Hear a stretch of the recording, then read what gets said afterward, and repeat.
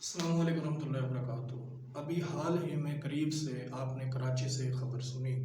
کہ تقریباً 60 سال کے قریب ایج ایک بزرگ نے اپنی بیوی کو بے دردی کے ساتھ قتل کر دیا، اور آپس کے اندر نا اتفاقی اور مین معاملہ یہ تھا کہ وہ اپنی بیوی کو ہم بستری کا کہہ رہے تھے اور وہ راضی نہیں ہوئی،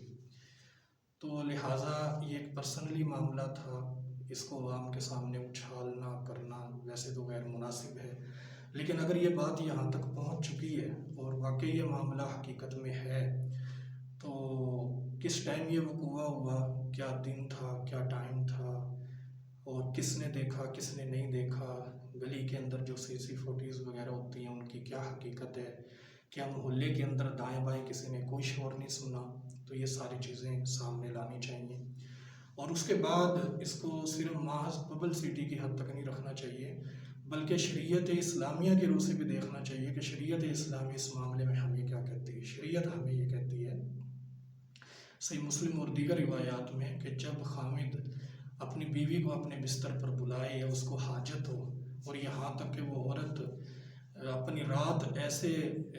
معاملات میں گزار دے کہ اپنے شوہر کے پاس نہ آئے اور شوہر اس کا ناراض ہو، تو اللہ اس کے رسول صلی اللہ علیہ وسلم کی لعنتیں اس کے اوپر برستی ہیں۔ تو لہٰذا اس وقوع سے ہمیں دیکھنا چاہیے کہ جس کے اوپر اللہ اس کے رسول کی لعنتیں برسیں اور وہ اپنے شوہر کا کہنا نہ مانے اور ایک رات کی ناراضگی اس حالت کے اندر اگر وہ گزار دے، تو پھر ظاہری بات ہے جہاں پر لعنتیں برستی ہوں تو وہاں پر یہی کام ہوتا ہے۔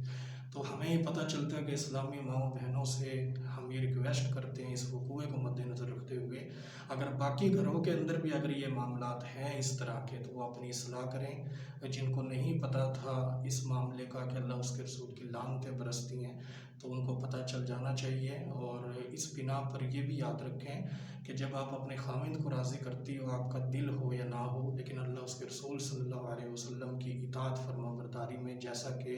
اطاعت فرما برداری کو مد نظر رکھتے ہوئے آپ نے نکاح کیا ہے، تو اس کے اوپر آپ کو اجر ملتا ہے، اور باقاعدہ طور پر جیسے ایک صدقہ کرنے کا اجر ہے اس طرح اجر ہے۔ اور اس کے اوپر صحیح بخاری کی ایک روایت نبی علیہ السلام فرماتے ہیں کہ جو بندہ اپنی بیوی سے صحبت کرتا ہے، ہم بستری کرتے ہیں، اس پر بھی اللہ نے اجر رکھا ہے۔